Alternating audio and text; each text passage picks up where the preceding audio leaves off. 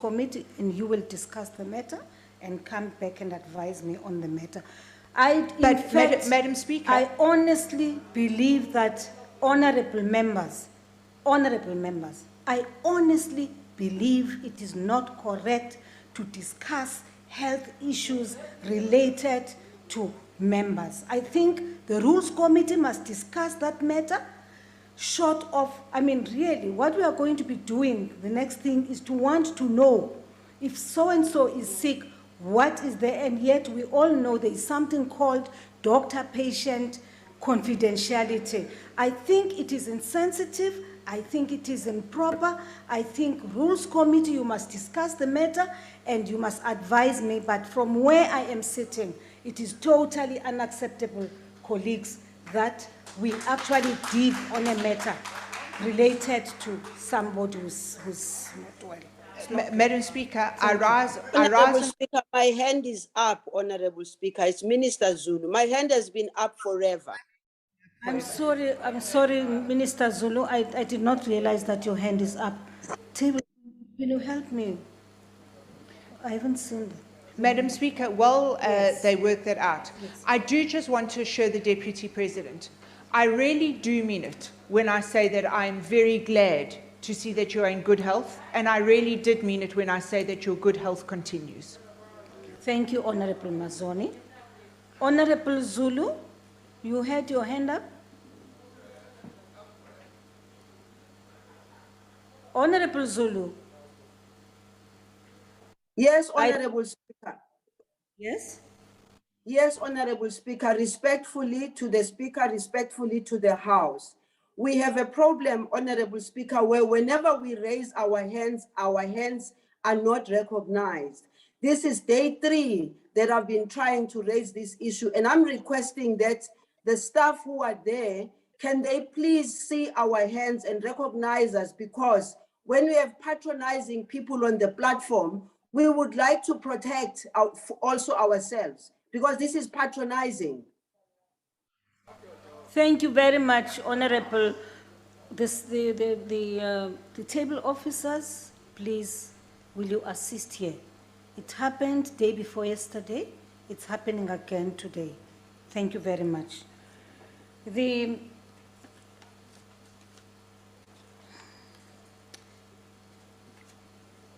Now, that was the first supplementary question. The second supplementary question will be asked by the Honorable T.S. Mpanza through the virtual platform.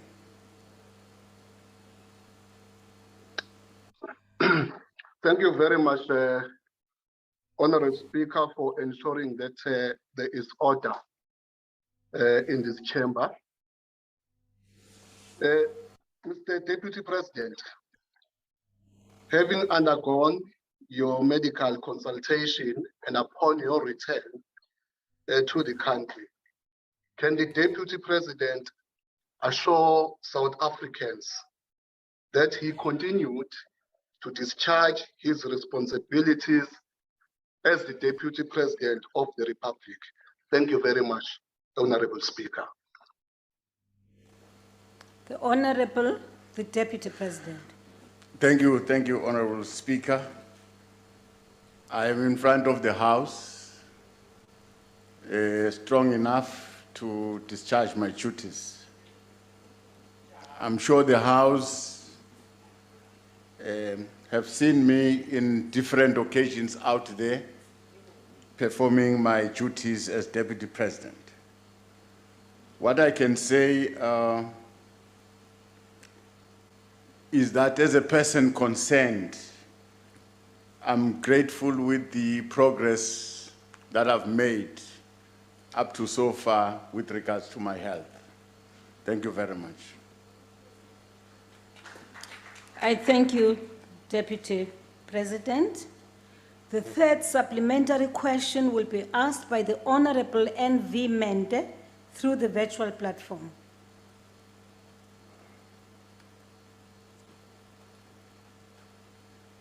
Honorable Mente.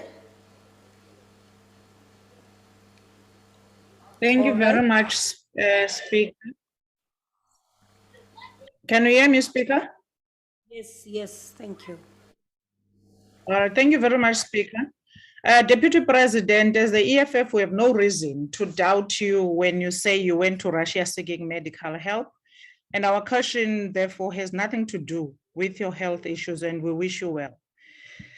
Today, Deputy President, South Africa is under siege from the new variant of the coronavirus. And Pfizer, the vaccine that is being used by the majority of South Africans, is reported that it's not effective in its 2 shots. You need a 3rd shot to this particular variant. However, Sputnik, on the other hand, is reported to be very much effective against this new variant and the Delta variant.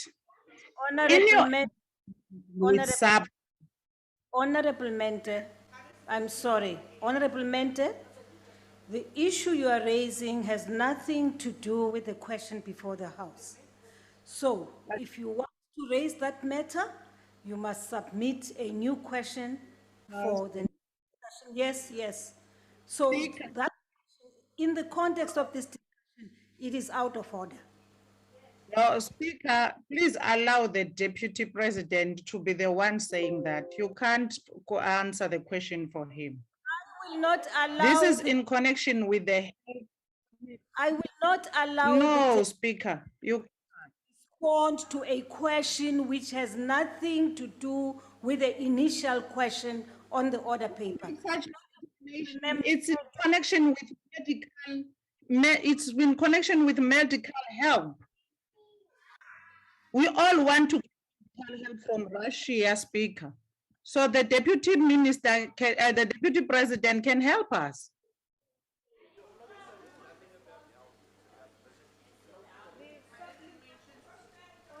Mente, Rule 142(6) states that a supplementary question must arise directly from the original question, and the reply given thereto may not constitute a new question. What you are raising is, in fact, a new question. Thank you, Honorable.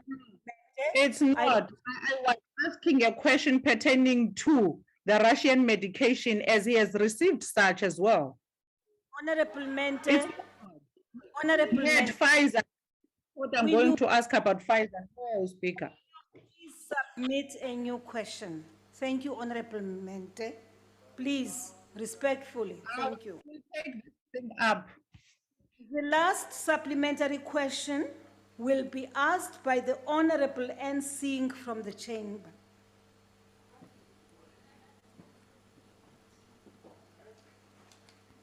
Thank you, Honorable Speaker. I thought it was Honorable Slangwa that was going to do it. I don't know if she's on the virtual platform. Well, what I have here, Honorable Singh. Thank you. All right, I haven't gone to Home Affairs yet, ma'am, to change my... If it is Honorable Slangwa, he's right behind you. No, not this one, ma'am. Okay. The other Slangwa. Okay, thank you. Honorable Slangwa on the virtual platform. Honorable Slangwa. Thank you very much, Speaker. Yes, thank you very much, Madam Speaker. Thank you. Honorable Deputy President, relating to your medical treatment in the Russian Federation, why should the South African taxpayer carry the cost for you to receive such medical treatment? I thank you.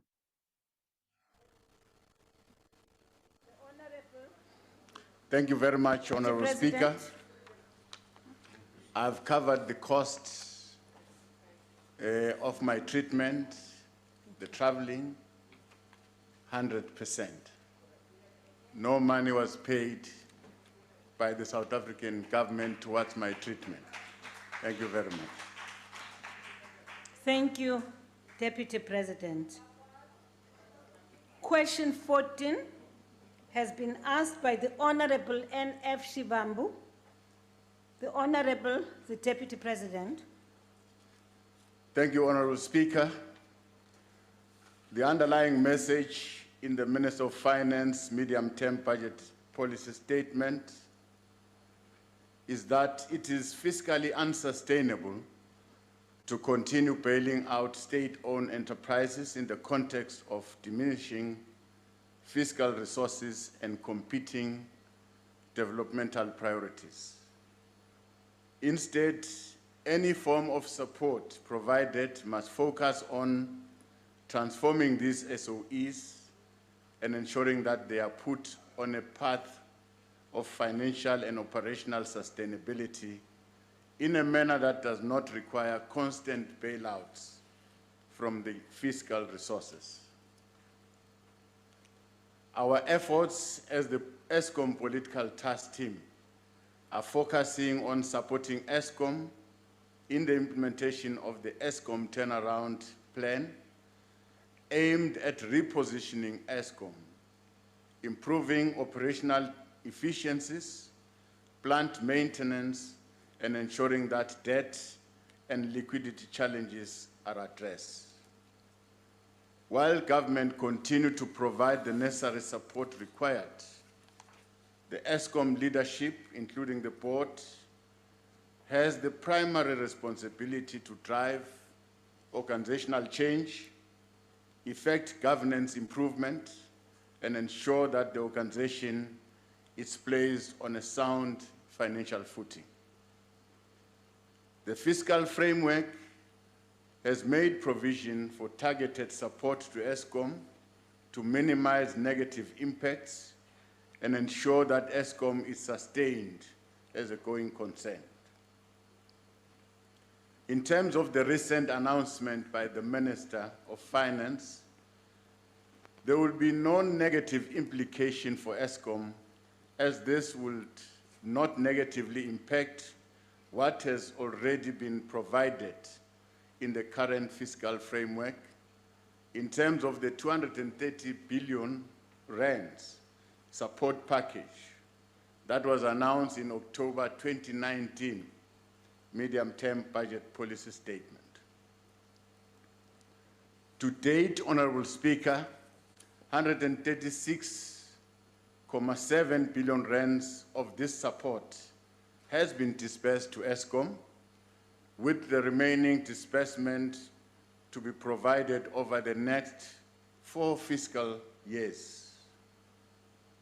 The Minister of Finance has approved a special dispensation to allow ESCOM to access additional guaranteed debt of 42 billion rands in 2021 and 2022, as well as 25 billion rands in 2022-2023, which falls within the existing guarantees facility of ESCOM.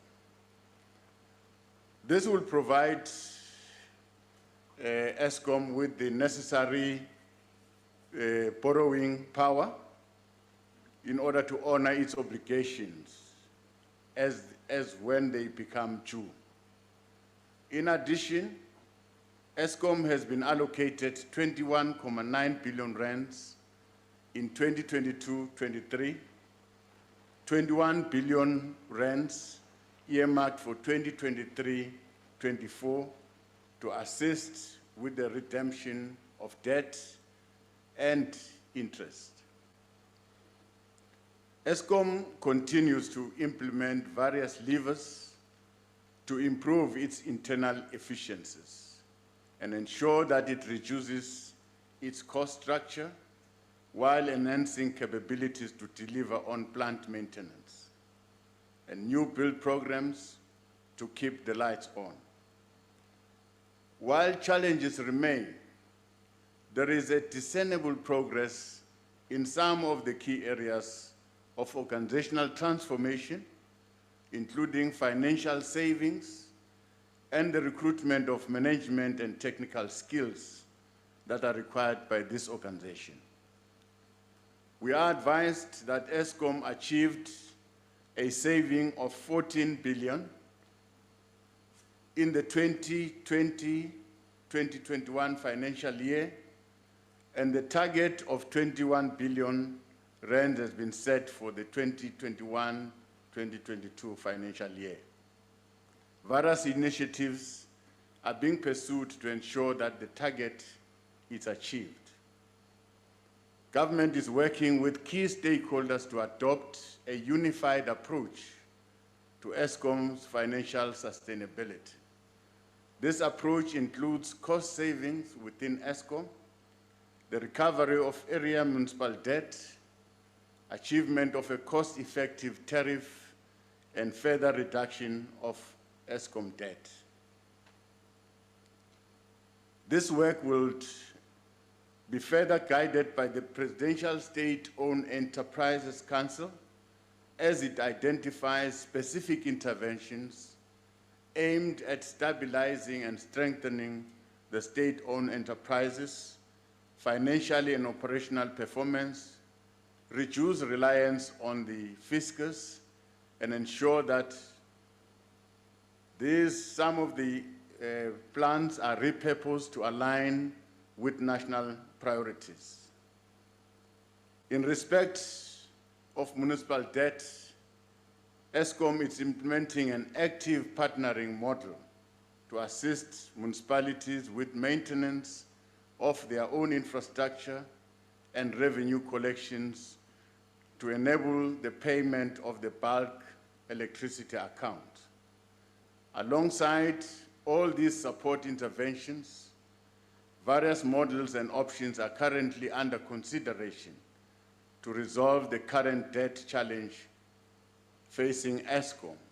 Once finalized, government will make the necessary announcement accordingly. I thank you, Honorable Speaker. The first supplementary question will be asked by the Honorable N.F. Shivambu through the virtual platform. Speaker, it's Mende. I will take the question. Thank you. Please, you may proceed. Thank you very much. Deputy President, the narration you have just given is not the first time we're hearing that story. In 2019, the former Minister of Finance invited Harvard professors to draft economic reform for the National Treasury. That paper recommended consolidation and entrenchment of neoliberal driven policies centered on austerity and privatization of South Africa's strategic public assets in energy, rail, water, and sanitation. And it's again not the first time. The same happened in 2006 when so-called economists from American universities played a major role to shape Treasury and South African economic policy. There is overwhelming evidence that these policies have failed. Don't you think the decision to stop assisting state-owned enterprises, many of which failed because of clear political leadership, lack of management, like the CEO of Eskom, lack of management skills, is designed to collapse and sell SOEs for less than their value and collapse the state ability to play a strategic role in the economy? Do you think it is fair, it is just to the citizens, given the highest levels of unemployment in South Africa, in particular that of young Black people? Thank you. The Honorable, the President. Thank you, Deputy Honorable President, Speaker. I'm sorry. Yeah, I'm still Deputy President. Yes. And I'll remain Deputy President. I'm really sorry, Deputy Honorable President. Speaker. Well, like I've said, Honorable Speaker, the commitment that we have made to support Eskom that we have made in 2019 still stands. That was announced by the former Minister of Finance. And this assistance is still valid for the next coming 4 years. But it is correct for the Minister of Finance to say this bailouts from time to time, it's not sustainable. Somewhere the leadership of this utility must work hard so that this utility is self-reliant and it's in a position to make profit. I am convinced that the current leadership of ESCOM and the board, of course, working under pressure and duress, they are trying their level best. And I'm supportive of them, and I can tell with due respect to all those that are criticizing the leadership of ESCOM.